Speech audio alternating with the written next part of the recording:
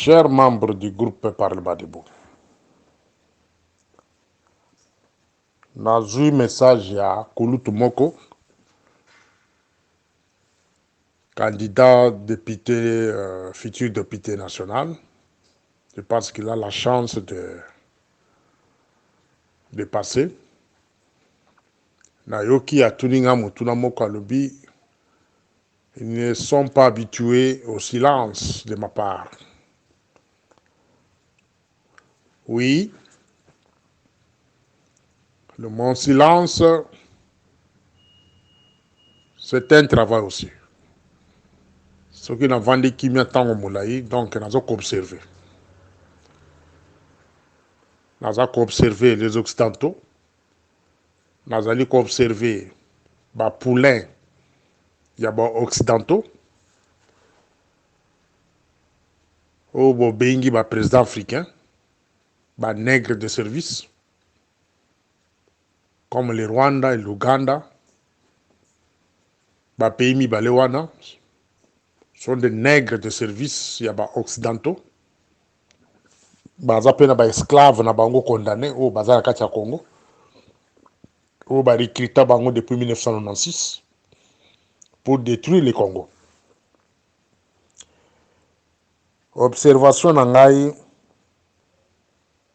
ezali na batumi bale o na kolobela na kati ya groupe. Mais batumi bale wana na kolobela bango à travers ba fanatique na bango. Bato ya liboso na kolobela awa sont mes propres frères. Vous devez faire très attention. Na ba élection oyo.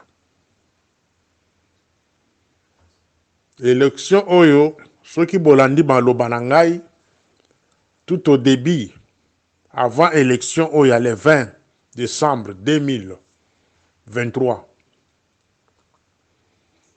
Na lobela bino ke non, résultat ya ba élection oyo. C'est les moyens organisés par les Occidentaux pour arriver à balkaniser le pays. Mais la chance y a balkanisation est commis mince. C'est sa première observation à Sali. Chance y a ba Occidentaux y a pour balkaniser le Congo à travers ces élections est commis mouké. Si quoi n'a pas kebisa les deux peuples. C'est les Katangais et les Kasaïens. Nazali kokebisa bino pourquoi?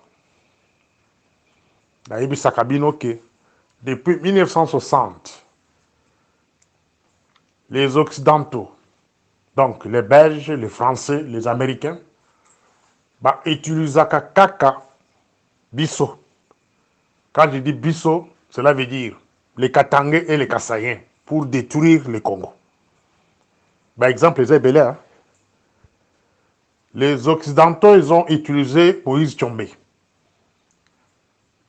Ils ont utilisé Kyungo Komonzo. Ils ont utilisé Gouza Karlibond. Ils ont utilisé Godefroid Mounongo. La liste est très longue. Les Occidentaux, ils ont utilisé Kalopwe Moloji et Kalonji Molopwe. Que nous, Bissou Bakassaïen, à un moment donné, tu considérais le Kolan Zambé. Tu vas vénérer le Kolan Zambé. Kalonji Molopwe. Bah, utiliser Etienne Tshisekedi. Bah, utiliser Munkamba, Kadia Tanzemba. Bah, utiliser Bakassaïen Bazabele. Bah, Occidentaux, ceux qui balingi basent un accès na Congo, comment détruire le Congo. Babano kolekana par les deux tribus, les Katangais et les Kasaï. Oyo ezali rappel na kosa la bino. Parce que na sina loba biloko oyo à mettre fois. Donc faites attention avec ces élections. Na observation biso to sali to trouver que non chance na bango ya kwesa mboka wana à travers l'élection ils allaient sous-souter. Mais comment ils peuvent avoir l'occasion ya kokwesa mboka wana? C'est à travers certaines manipulations. C'est à travers comportement na biso. Je demande à nos frères de se réserver un peu. Bah, acte du genre, il y a triomphalisme sur les réseaux sociaux. Contre un camp, au Boboni qui m'a poli, triomphalisme, ça peut occasionner des troubles. Ils ont créé frustration, triomphalisme. Frustration, on a tout vivre en 2019. Si notre camarade Félix, bah, il n'a que seulement dans une année, de 2019 à 2020, bah, il n'est ma casse. Ils ont un acte opposé. Il y a triomphalisme de notre part. Il y a un cri, par exemple, il y a que beaucoup mesana. Beaucoup mesana. Ba cri à modèle on les a malamouté. Maintenant, Mikolo, Bobandi, tu tombes bakaja. Donc, en lingala, tous on bakisa. Ba cri à du genre, ce sont des provocations. Et ça n'arrange pas beaucoup de gens. Même, il y a pété. Des baoyo, aux hommes, c'est lancé ce qu'on a haine contre nous, les Kassai. Nous devons nous contrôler sur ce point-là. Je tiens à vous rappeler encore que, avant l'élection dans le Bela Kabino OK, Moutou Oyo a gagné dans 5 pays étrangers. Ba pays au Batangi, Canada, États-Unis, France, Belgique, l'Afrique du Sud. Moutou Oyo a gagné ba pays wana mitano. C'est celui-là le président de la République. C'est celui-là le président de la République. Même si na Congo, il y a un pourcentage mouké. Mais ceux qui ont gagné le pays, c'est lui-là le président. École Mosusu na Lingaki na Lobela, ils ont bandé konanga Katanga. Mes chers amis Katangais, moi aussi je suis Katangais. Nasi na ibise bino ke ngai bakoko nanga bakoma na mboka wana depuis 1800 quelques. Biso to bota makuna na bakoko na biso to kola kuna. Je suis Katangais. Objectif ya ba occidentaux. Ezali ya ko détruire Katanga. Et pour na ko détruire Katanga, ba ko détruire yango bango moko te. Ba occidentaux ba ko na mboka wana te. Il faut utiliser les Katangais. Comme ils ont utilisé ba kulutu na biso na tanya ba chombe ba kyungu ba nani par le passé. Cette fois-ci, ba poni bato na bango mosusu ba o ba koki ko utiliser na mboka wana lisusu. Objectif na bango, c'est mettre le feu dans ce pays-là. Mes chers amis, bokole là. Ceux qui bokoyo ka voix o kolobela biloté. Mission ya ba occidentaux ezali bacha moto na Kolwezi. Bacha moto na Lubumbashi. Bacha moto na Kipushi. Bacha moto partout. Kasumbalesa. Bokoma lokola na Est Congo pendant 25 ans, il le guerre silaté. Banda batinda Monisco, plus de 20 000 militaires. Les loba bakisi armée banélotique baza wana bavande loko moko tezo kosala makula na Est. C'est-à-dire richesse ba ya bato Est ba ba pas qui narati.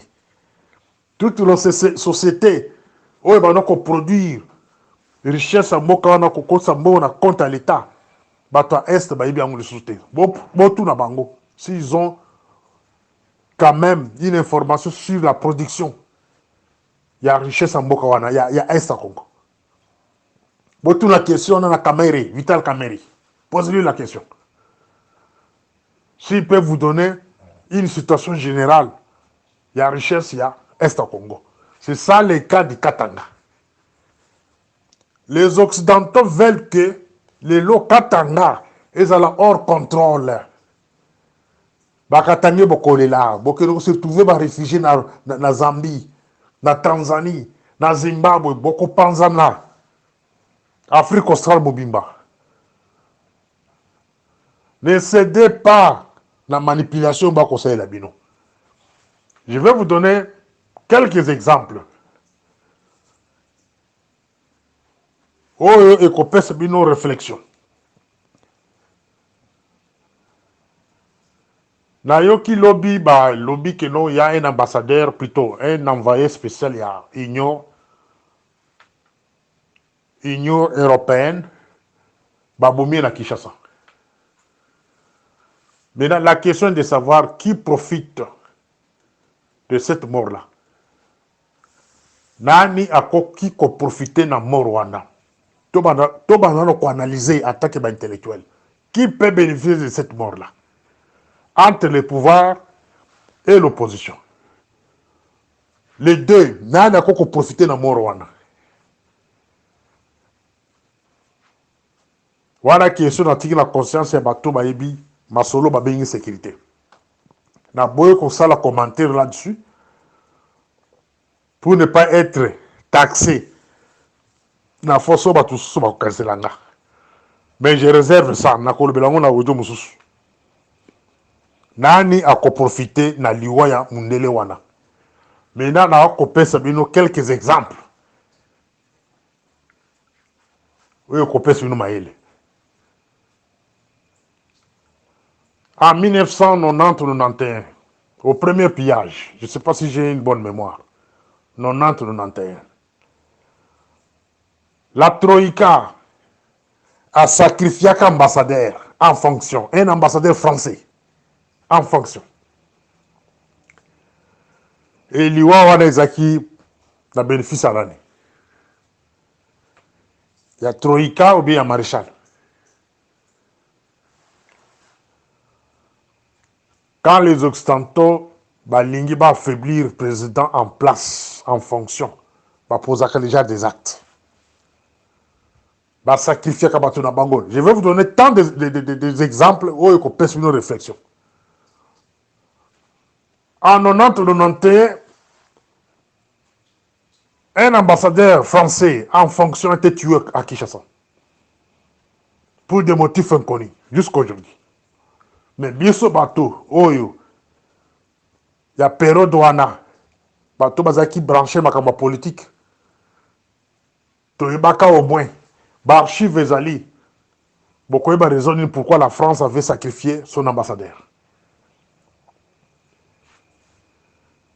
Il n'y a pas longtemps, l'ambassadeur italien a été aussi sacrifié à l'est du Congo. Au profit de qui? Posez-vous des questions. Et ceux qui ont raté, les lots, tous en a un grand représentant. Il y a Union européenne, Baboua qui est ceux qui ont le 12e étage. Posez-vous des questions qui profitent de cette mort-là. Dans Sima,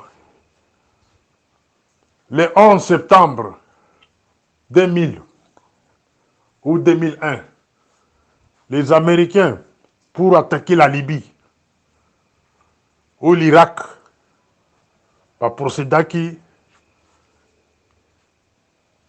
la méthode Mokoboé, leur pays était attaqué par les terroristes. Et les terroristes, on a attaqué l'Irak ou attaqué la Libye. Mais le premier suspect, c'était Oussama Ben Laden, sujet saoudien, Arabie Saoudite, proche aux Américains. Mais Batikala qui attaqué l'Arabie Saoudite, mais Baké qui attaqué l'Irak, Baké qui attaqué la Libye. Le président Mibalana Boyebi sort la banque. Alors, ceux qui sont dans le Congo, tout le monde que à chaque fois quand les Occidentaux veulent veulent faire quelque chose dans Mokawana, en Afrique ou bien ailleurs, va sacrifier Kabatuna Bango. Et puis, va bêtise bino mitou. Nazali kokote la mututa, je suis en train de faire l'analyse, la niveau nangai. Et na niveau na bino skoboye ba nani a ko profiter na liwa wana. Et pourquoi ko boma muto mundele wana dans moment tozali avant proclamation ba résultat. To benga ngo pression. On appelle ça la pression politique internationale. Ba mort wana c'est pour affaiblir camarade Félix. C'est parmi les pressions. Bataille pression présentée par Nanga. Ça, c'est une interprétation hein, de Morning Star maintenant. C'est comme ça, la sécurité, Basalaka analyse. Quand tu fais les analyses, il faut qu'on ait un niveau de interprétation. Interprétation, c'est la confirmation. Dans ça qu'on interprète que non, tout ce que vous avez entendu au début, il y a élection, des menaces de guerre. C'était une pression. Et la pression en question, ils ont battu à la tête. On va nous menacer que tu consens la guerre, tu consens la bouille. Non. C'est une pression des Occidentaux. Bah, utiliser Batu Nabango pour que ça la pression. Quelque part, ceux qui, Batu Bazan a pouvoir, Bazan a l'issue qu'on comprendre. Et bah, c'est lancé dans la Géwana, bah, quoi ça bango. La sens wana. Pression Yananga. Nous voyons les Kenya derrière Nanga. C'est Kenya qui a causé la pression sur le gouvernement congolais. Autrement dit, qu'on réclamait. Mais pour obtenir le Congo, a utilisé un Congolais avec des menaces. Maintenant, les Occidentaux, ils ont réclamé. Cela veut dire qu'il y aura un moment donné, les camarades de Félix vont dire que non, on gagne l'élection. Moutouana, Kofiwana, des Azaki na Nyonso a transféré qui biso ba donné Nyonso, nous avons ça. Ils avaient transmis tout avant Koufa. Voilà les vrais résultats. Donc ce n'est pas toi, le président de la République. On doit gagner dans mon tel. Donc ceux qui ont collaboré dans Bisoté, na auto kosenga yo, ceux qui ont saisi la montée, biso tozo ko peso mo Congo et puis tozo ko reconnaître opposant na yo. Wana est une interprétation de Morning Star. Donc je pense cette mort de ces petits blancs-là, dans le cadre de la pression. Il y a des mafieux internationaux, depuis 1996, au-delà de 15 millions de morts, il y a une enquête de mon côté. Alors aujourd'hui, ils continuent à nous manipuler. Alors mes chers amis, la ONU sont tous Koloba. Nous allons mettre en garde les deux tribus dans Mbokawana. Mes frères Katangé et les Kassaïens. Boziki Sambokate. Allons dans la voie où nous sommes lobby qui est dans la voie démocratique. Donc se laisser manipuler. Bota la neba toi na manipuler sur Mbokawana. Mombondo, ba créer Mombondo. Na niveau qui y a des abandonné et simbité. Ba multiplier ba kuruna la carte vie de Kinshasa et simbité. Ba créer insécurité, enlèvement et simbité. Ba créer ba guerre ya ndenge na ndenge. Dans le niveau ya Est au Congo. Ils ont aussi pété. Ba tchele biso ba tuti na carte ya présidence les Rwandais. Ba va donc manipuler ba service na biso. Et si me pété. Si quoi va profiter de l'élection oyo. Na élection peut aussi mbaté. Pourquoi? Na niveau ya Libanda. Moutou a gagné Libanda ça yebani. Moutou Libanda aussi a gagné l'élection Libanda à ça yebani. Yango moni bango so ba recourir sur la méthode ya manipulation. Ba bumi moutou na bango moko pour basa baba da pression. Dans sens wana. Alors, faites très attention. Bon, ça, l'attention parce que mission na bango, ils ont moto na katanga. Ils ont l'air mercenaires, babanda ko massacrer bino na katanga au nom de Kasaï. Babanda ko mabino na mboka wana babumi ba Kasaï au nom de Katangi. Et puis boko kima katanga, boko tika katanga vide, babanda ko occuper katanga. Ils vont commencer à exploiter les minéraux de katanga. Et ba bénéficiaires, ils ont ba leader na bino. Mais bino ba petit peuple boko kima, babanda ko luka place ko na kolia. Beaucoup de esclaves en Zambie, beaucoup d'esclaves en Tanzanie, beaucoup d'esclaves partout. Les chers Katangé. Vous se contempler d'abord dans la vie. Vous se contenter d'abord dans la vie au besoin de l'eau. Il y a obimi na tongo zongi na pokwa. Ozu moins $10, moins $5, au soumis moins bilo kwa kolia. Que oza roza na Zambie, au venu na camp, il y a des réfugiés. Ne cédez pas. Quels que soient les résultats qu'on va proclamer, quel que soit Mouto Bako, l'Oba qui a gagné l'élection, ce n'est pas une occasion pour Kaboulambo Karabino. Ce n'est pas une occasion pour côté sa Mundele Namboka Wana, Naba mercenaire, qui va payer sa moto Namboka Wana. Et mes chers Kassaïens aussi la même chose. À votre niveau, botika comportement, il y a triomphalisme, il y a provocation.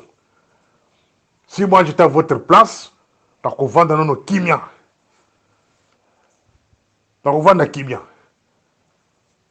Botika qu'on provoquait sur les réseaux sociaux. Botika chemin ezalo moulayi. Chemin eza moulayi. Soki nanga plutôt Kadima a payé résultat provisoire. C'est la Cour constitutionnelle qui va donner les derniers mots. Donc, Zeleza Moulayi. Na période douana nyonsoana, vous devez savoir que non. Et n'importe quoi peut arriver. Donc, tout ça, l'attention. C'était juste un conseil. Il y a Kola qui sait que non, les Occidentaux, bah, après, cette fois-ci, il y a Kola Kanazela Moussous. On va préparer qui à niveau, il y a élection. Et si mitin, ce qu'on va faire, ce qu'on a ce qu'il y a sacrifice. Bah, beaucoup sacrifier, bah, terminer. Ils ont même les moyens de sacrifier même un grand opposant, bah, bête Massa Sakata vie de Kinshasa, ou bien dans le Lubumbashi, juste pour que vous les bande. Bien, bah, opposant, vous appelez Baïle. Bon, ça n'a pas les Occidentaux, Bangonde, Bazo, Kolinga, qui Mboko, na tout Kabona. Bon, on a un deuxième audio. Morning Star. Oui, ça, c'est le deuxième audio.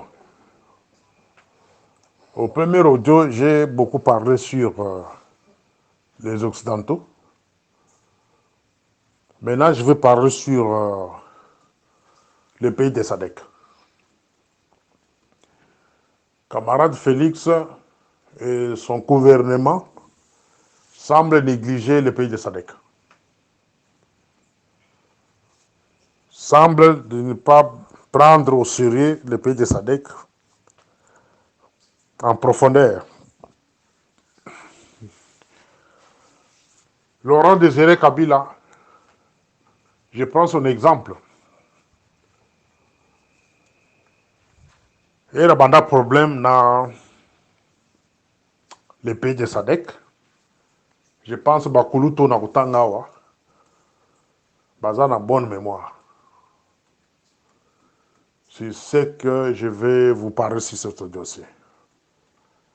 Et Nakosenga, na camarade Félix, a consulté Bateau na Kutangawa. Bapé Saye, histoire, il y a SADC. Papa Kabo Seferin, paix à son âme, il n'y a pas moyen de le consulter. Ancien AG de la NER, paix à son âme. Miran Djoko, ancien ministre de l'Intérieur et AG de la NER, paix à son âme. Yamouya Lotika, ancien DG, DGM, paix à son âme. Juma Adissi, ancien DG d'EGM, personne. Et nous avons notre c'est qui l'État Mangasa. Malgré qu'il vient de la prison, alors vous en avez idée de ce que je vais parler d'ici. Kouloutou Moussou Sounane Izoum, je pense qu'il est encore en vie. Kouloutou Moussou, c'est qui encore Mbelou. Nan Moussou. Baza Belé. Mais la plupart de la sécurité période dans le Mouzen Congolo, etc., etc.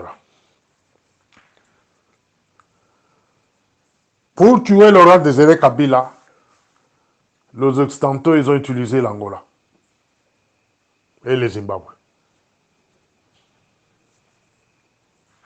Or, sont les deux pays que Laurent Désiré Kabila avait de bonnes relations. Et puis ils ont sauvé Kabila dans Makamwa guerre. Makamwa guerre, il y a RCD comme MLC. L'Angola avait joué un grand rôle. Il a sauvé d'abord le barrage de Inga. C'est l'Angola. Zimbabwe, la même chose. Ils ont stoppé l'avancement de l'élotique Tutsi, du RCD, vers Kinshasa. Mais pour tuer Laurent Désiré Kabila, les Occidentaux, Talaka et Loko ya Malonga, au Bazaki na mboka wana. C'était Savimbi de l'Angola. Après avoir utilisé automatiquement, Laurent Désiré Kabila a été sacrifié. Il y a un autre lobby que camarade Félix Oza Kozua avec légèreté sécurité extérieure, surtout sécurité extérieure dans le pays de Sadek. Ceux qui ont un conflit dans Batouana, ont une longue vie. Longue vie en termes, il y a que vivre le corps de Moutouna. Pas longue vie comme président de la République. Ils ont une longue vie. Ceux qui ont conseillé dans la Sakayote, moi je te parle. Ceux qui ont flatté, touré pour Koko Sakayo. De moi je prends les risques pour le la vérité. Dans un moins expérience dans le pays. Ceux qui ont osali koyo kanana batuana malamute, relation de malamute, il faut s'attendre à quelque chose de bizarre, même si va proclamer le président de la République, va passer son deuxième mandat. Sache que quelque chose de mauvais est à cause de là. Donc, on peut par exemple, et qu'on peut par service de Maël, il y a qu'on réfléchir. Le président Niger, Bazoum, a été chassé du pouvoir avec la complicité de CEDEAO. C'est comme ça dès qu'ici. Le président gabonais est chassé du pouvoir avec la complicité de CEDEAO. Le président Gbagbo, il a été chassé, humilié, arrêté avec la complicité de CEDEAO. Donc, l'organisation Union africaine, pays par-ci par-là, ils ont un mot à dire. Donc, vous avez encore le temps. Il y a qu'on normaliser les relations en priorité avec l'Afrique du Sud. Ne suivez pas des caprices à bateau dans la cabinet.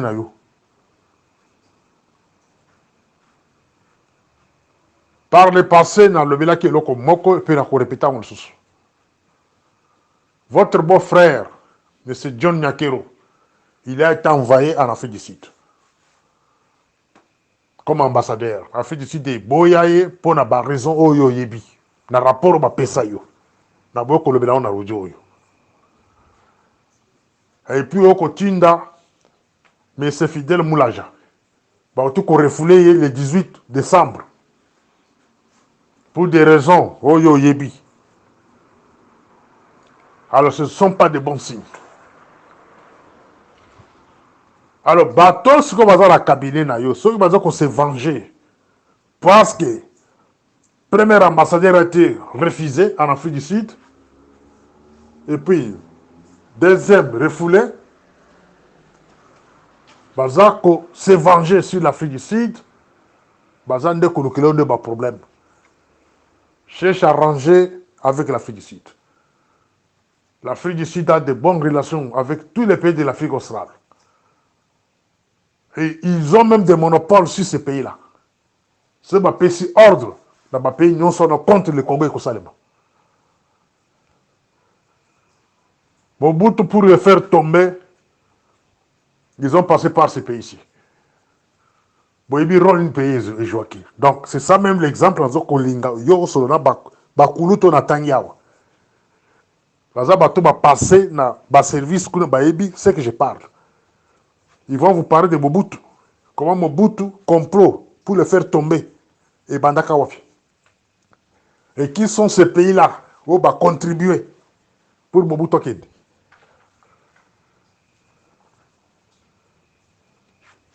Laurent Désiré Kabila, la même chose. Vous êtes en train d'attendre la proclamation des élections il y a 20 décembre. Tendance, qui est au cause de la présidente en 2024. Mais moi, ce qui m'intéresse, ce n'est pas votre victoire. Moi, ce qui m'intéresse, c'est votre avenir. Et je travaille sur ça. Il y a déjà les faits allumés, la Katia Mokanayo. Et de l'autre côté, des conflits déjà étalés. Naba, une organisation, SADC et consorts. Vous n'avez pas de bonnes relations. Ça, il faut le dire. Vous n'avez pas de bonnes relations. Vous venez de là, vous étiez président de SADC pendant une année. Mais au Tika Barasid, Malam, vous na Katia SADC, Oyo, et Koki, ko beta lobbying na moment, Oyo, ko bongisa makambo. Dans la nature, abato Tika Katia SADC. Si c'est comme ça, vous allez encore continuer avec les mêmes erreurs. Dans le deuxième mandat, je ne pense pas que vous aurez à faire là une année ou 2 ans à pouvoir. Bah, charlatan, nous sommes en béton beaucoup. Dans le début 2019, il faut se débarrasser de Batouane. Ceux qui ont compté dans le deuxième mandat. Tous les charlatans, des idolâtres, oh, bah, compagnie, oh, bah, le kilo, bah, problème, bah, congolais, il faut se débarrasser de Batouane. Bah, oh, nyonso, bah, ça, bah, affinité, na, bah, rwandais. Bah, oh, nyonso, bah, moi, bat, na, mboka wana, na, bah, rwandais. Il faut se débarrasser de Batouane. Là, vous verrez le soutien des Congolais derrière vous. Cherche à créer le tribunal spécial. Même si cela va coûter la vie. Yayo Moko. Le tribunal spécial, il faut l'établir pour que Bassam Bissabato Baboumo Batonomokwana. Je suis l'avocat à Bato Bakenda. Les 15 millions là, je suis là pour parler à leur nom. Dans un défendre Bango. Krina Bango et Koumé Panzambé. Donc je suis chargé par les esprits pour le Belayo. Il faut qu'il y ait le tribunal spécial. En ce moment-là, tu peux compter sur notre soutien. Le tribunal spécial, c'est l'ouverture du développement du Congo. Et le Congo, beaucoup de monde n'a musica. Si vous arrivez à installer le tribunal spécial dans ce sens-là. Mais, avant de commencer le tribunal spécial, dans l'élection, ceux qui va proclamer vainqueur pour former un gouvernement. former gouvernement, travailler avec les secrétaires généraux de chaque ministère pendant un temps. Travailler avec les secrétaires généraux pendant un temps.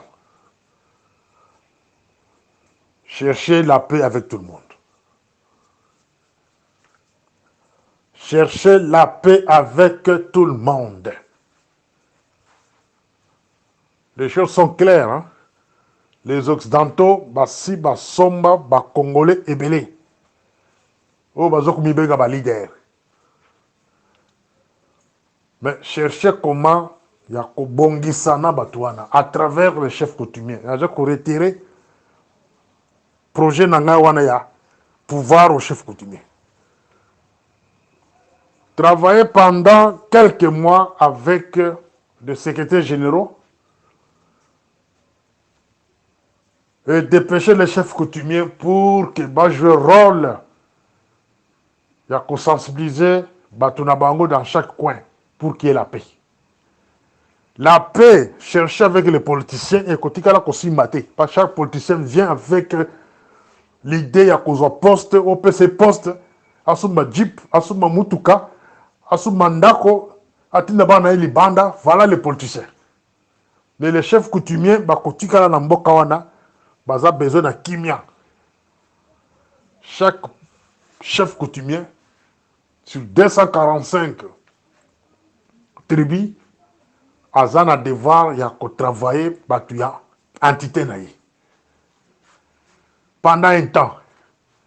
Et ceux qui kimia koti à travers ma chef coutumier, les okomona ba proposition de ko sala pona ko bimisa gouvernement na sens wana. J'anticipe idée. Si jamais vous serez proclamé président de la République, si jamais vous allez prêter serment, si jamais tout le monde vous accepte, Bakondi Mayo, alors, voilà la proposition que Morning Star a déposée à la table. Ne formez pas les gouvernements avec des aventuriers, des politiciens. Parce que quand c'est dans le bas, jamais cause la fanatique, il y a un politicien. Il y a un moment qui n'a élection na bino na zoaka position te ni côté na yo ni côté bakatumbi ni ya banani dans une position mon côté. Parce que je vous observe tous. Quand vous avez le pouvoir entre vos mains, vous avez représenté Mili Munabiso. Vous avez représenté le Congo, vous avez représenté Bisso Nyonso. Vous avez représenté votre opposition, vous avez représenté tout. Maintenant, Moussala Oyanga, ils ont dit à attaquer ce que Batu, Obaza Pemene na Yoana. Tous les Rwandais là, Obabobo Batuna Mboka, on a Bimisa, on a cabinet na yo. Bimisa Batouana na cabinet na yo. Parce que s'il y a quelque chose du mal et qu'il y a dans Mboka wana, ba Rwandais wana biso to attaquer bango. Ba Obazaki na RCD Goma wana. Ba olelo ba sali ki le Congo ezoko démarrer à partir de bango ba kanya armée en otage. Ba kangi service de sécurité en otage. Ba kangi police en otage, ba kangi DG en otage, ba kangi office en otage. Et bazan kata présidence. C'est ça la colère ya Morning Star. Ce na comme na po na pas Kande Mataka. Vous devez vous débarrasser avec ces gens-là. Vous devez vous débarrasser avec ces gens-là. Cabinet Mouliliwana, il faut disparaître. Avant que nos militaires, Baba Nokuluka Batouana. Parce que cette fois-ci, tu as croisé mon bon côté. Cabinet Wana, ce qui coexistait en 2024. Nos jeunes militaires là, formés Wana. On va les entêter pour Baluka Batouana. Ils seraient Baouzala.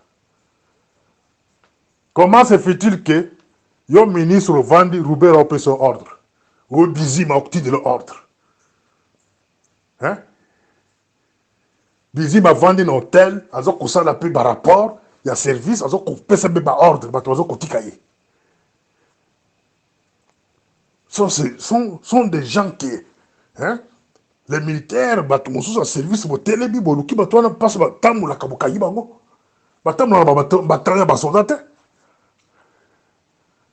Ici en Afrique du Sud, ceux qui vont prendre que yo mopaya, ou vendre quelque part, ou tu peux ça comme ordre de service, population kubomayo, pas qu'on a pidé. Ce qu'on posait la question, en vertu de quoi? Autorité nini, batouana babizi. Oui, honorable Dodon Pella. Ça, c'est mon troisième message. Mon troisième audio. Au premier audio et deuxième, la mécanique ko expliquer sur les relations que les camarades Félix et le gouvernement congolais, il faut bas ça là avec les pays de SADC. Depuis que le monde existe, depuis ma naissance, style et l'eau, natikala koyoka pays mon côté sali guerre, rébellion mon côté et bandit sans une base arrière. AFDEL a sali rébellion il y a 6 mois.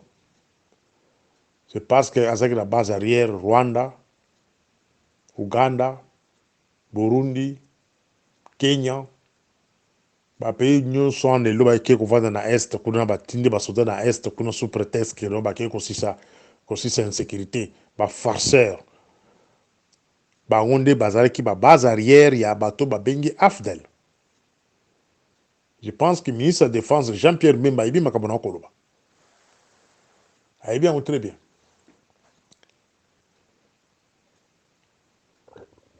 Lelo oyo bazo koloba ke na Katanga les Katangais balingi basala guerre. Acceptons, oui, balingi basala guerre. Ceux qui Moïse a échoué. Tondi mango. Est-ce que posez-vous des questions base arrière ba Moïse. Hein? Base arrière ba Katangais ya Moïse za wapi. Supposons que eza Zambie. Supposons que base arrière est Angola. N'est-ce pas? Dès les deux pays au Tokanamina Bango. Maintenant, je retourne chez camarade Félix. Relation naïe angolaise anini. Relation naïe Angola, ils ont un niveau nino. Beau fixe ou tendu.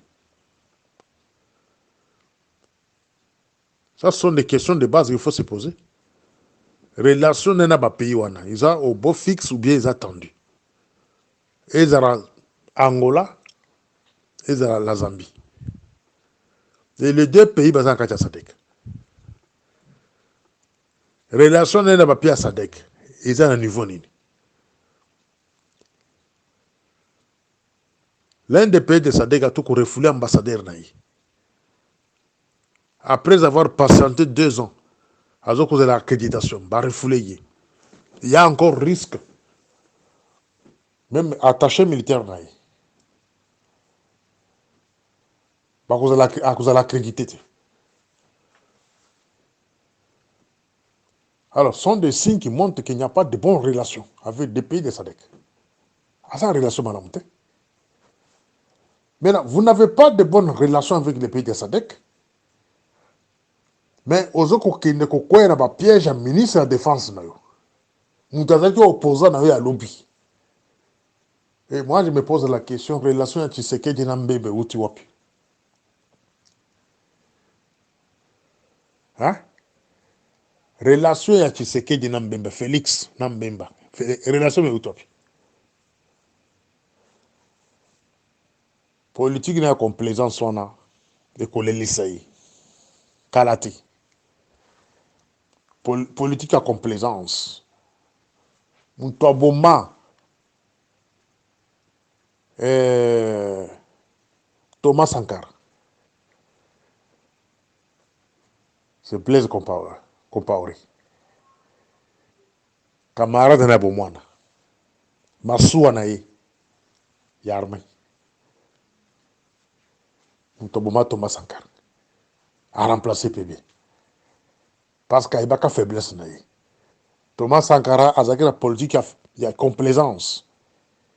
Politique à Bowetu. Il y a que Tokole Sikamoko. Wana esprit Félix. Il y a que Tozaba na Gombe. Papa na biso. Bazali ba bourgeois. Tokola ensemble na Mbemba. Est-ce qu'en politique, bilo va n'engagez ça? Hein? T'as l'entourage de Mobimba. Les Zaka bato akola na bango, ba massa na eba sepala. Est-ce qu'en politique, on agit comme ça? Et on a le lobby à coller là. Si je peux interpréter, Memba, beau-frère, yo kanga siko, nazo ko interpréter, mais na koloba te ko sala biloko na koloba. En Chuluba, toza radage mo tolobaka bi chikile tuboy. Baluba ne ba comprendre eloko na loba place on.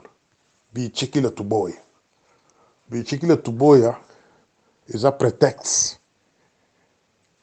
Donc, muta ole kana mapa na mutu. Na manteka. Siko bino bovande na sans été, bosu bomeli noix, bomeli jamba. Prière na bino ezani mutu ana beta libaku mapa ne sopana. So mapa sopani, so bino bokumo kolokota yango, et qui est na cadre ya kolokota. Ce n'est plus un coup d'état. Bemba était en prison. Il a fait 10 ans en prison. Est-ce que le gouvernement congolais avec ses services de sécurité, basa la enquête à Koyeba, raison et Bamindel Bamisake en prison? Parce que Mundela ko quand en prison 10 ans après la relation Kaboya Pamba. Non? Il faudrait que le service soit en air extérieur. Il faudrait pas payer ce bulletin d'information sur Mbemba. Bakor nini basala kina Bamindele avant Batikaye. C'est qu'on a un moment de turbulence. Mbemba a joué rôle mot-clé en tant que ministre de la Défense.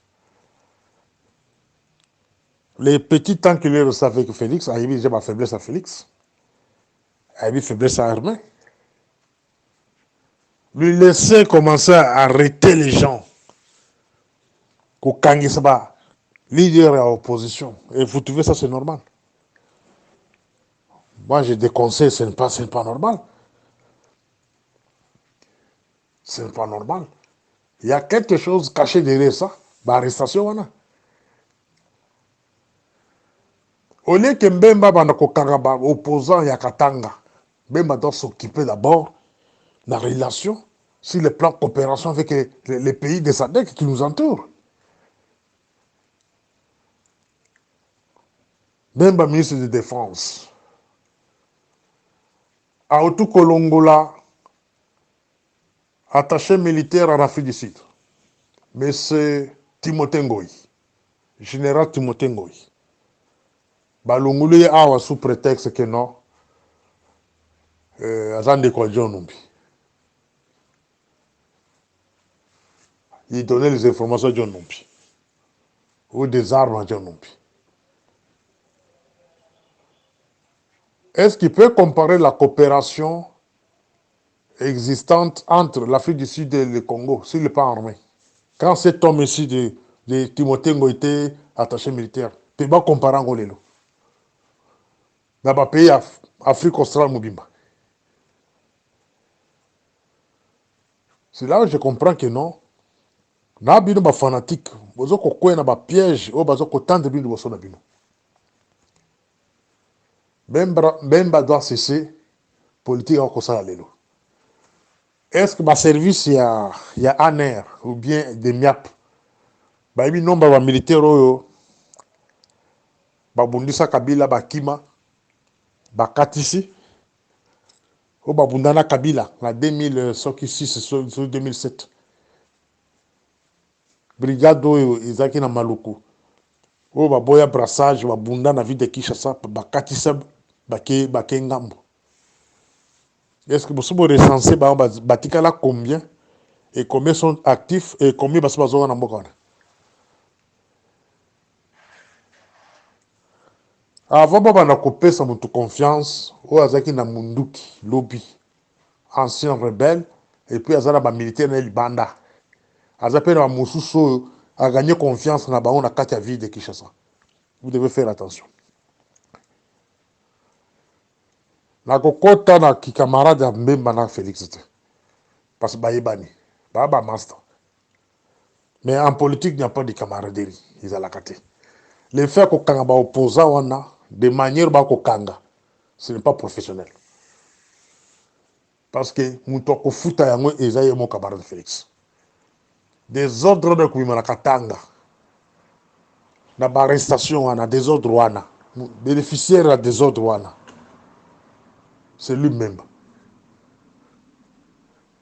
C'est lui-même. Parce que des ordres wana e kobima. Bino bo kanga leader katangi. Mais bozo koyeba état d'esprit ya militaire katango baza sur la vie de Kinshasa. Hein, honorable Dodo. Boko eba état d'esprit ya militaire katangete. Parce qu'au Katanga, la ville de Kinshasa, nous avons des militaires katangés. Au Katanga, nous avons aussi des militaires katangés. À l'est, il y a des militaires katangés. Mais quand vous commencez, au ministre de la Défense, vous avez ordre de procéder à l'arrestation. Il y a certains leaders katangés. État d'esprit, nous avons coaché na kati yaba, basoda wana. Basoda, yaba tuana.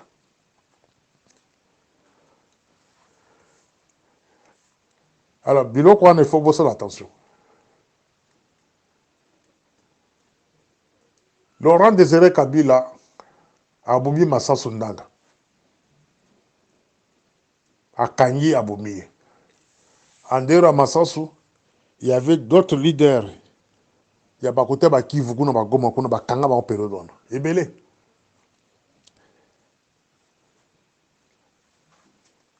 Et là, on a créé un malaise dans la présidence. Jusqu'à l'assassinat de Laurent Désiré Kabila. Mais Moutakena au conseil Laurent Désiré Kabila, Bakanga Massassou Baboumaï, c'est celui-là qui était devenu président de la République. Comment président de la République, ils ont Oyo. Ils ont Oyo a conseillé que nous avons Massassou préparer un coup d'État. Innocent battu. Après avoir assassiné Massassou, Moutakala qui va assassiner Massassou, c'est celui-là qui était devenu président de la République. Parce que yo camarade de Félix, ils ont coté un ministre de la Défense. Oh, par le passé, bon, on a coupé les postes voilà qui président de la République. Par le passé, on a coupé Nimayote. Mais politique n'a pas coupé nango, il faut corriger tango. Il y a des militaires équatoriens. Bah militaires moussous à Équateur, oh baza prêt, baza li banda pays, bah c'est pas comme les lettres. Bah militaires, baza li banda, bah moussous baza na poto. Bazo linga ba approcher yo, mais même bazo bloquer bango. Pourquoi yebi? La beaucoup quand en profondeur dans le dossier, parce que c'est sensible. Je ne vais pas parler de ça. Politique en même, bah, moi, je n'adhère pas à ça. Parce que ce qui est bandit quand on a vu la Kinshasa, alors ça montre le bosso que c'est le nom, camarade de Kima, parce que je n'ai pas les moyens pour protéger. Alors c'est Kima. Et puis apprendre qu'il y a mon pouvoir. Parce que vous avez une turbulence. La turbulence, surtout en Ango Siko. Et cette turbulence, c'est que au procéder dans l'arrestation. S'il y a la guerre, au Ekobanda la Katanga, et au Banda à partir d'Angola, c'est l'Angola qui peut faciliter ça. Renforcez vos relations avec l'Angola, renforcez vos relations avec la Zambie. Koutana Bango, Tuna Bango, Balingini, sur le plan diplomatique, échange beaucoup ça na Bango. Hein, camarade Félix. Ce que vous avez, bonne relation avec les deux pays là que je vais te citer, la Zambie et l'Angola. En cas d'une rébellion, Nakatia Kolosi par exemple, l'Angola va intervenir. En cas d'une rébellion, Nakatia ville de Lubumbashi, la Zambie va intervenir. Donc, le fait de laisser votre ministre de la Défense pour Kangaba opposant, donc il va préparer le terrain. Il va préparer le terrain. Pour terminer, dans le dossier, il y a occidentaux. Je ne sais pas la relation avec le Kenya, ils ont un niveau nini.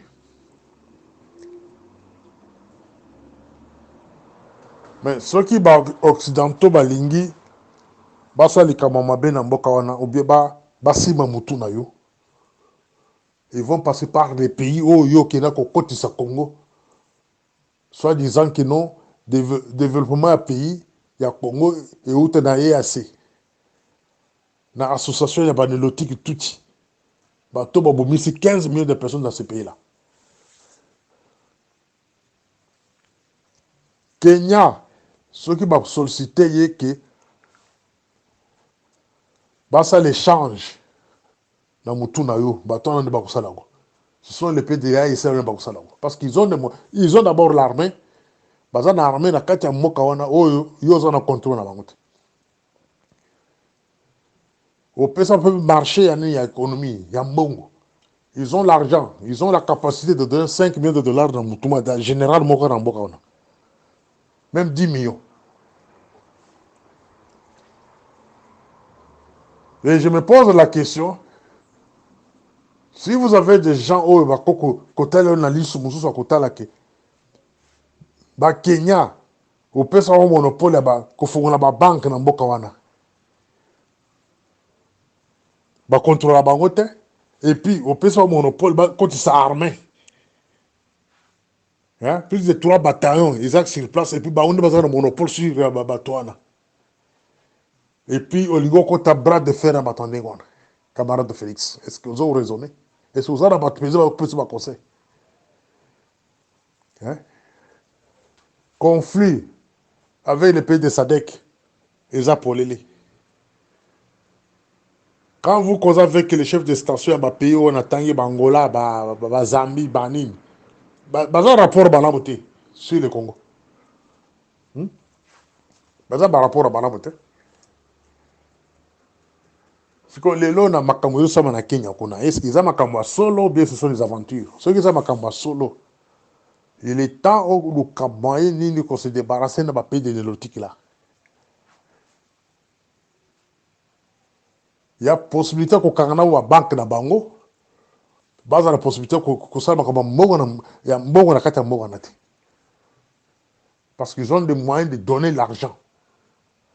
Là-bas généraux ou bien à un garde du corps beaucoup d'argent. Et puis et l'autre moi et ça mis na mboka na. Na sens wana. Tolingi de makile tangama na mboka te. Par vous, ceux qui babumio lelo, mboka ne panzani. Ceux qui laliso lelo, mboka ne panzani. Nous refusons ça. Remettons le pouvoir entre les chefs coutumiers. Si on veut qu'on remette le pouvoir, ce n'est pas dire que le pouvoir est le bango, non. C'est la autorité na bango, na période avant maréchal, ou bien pendant maréchal.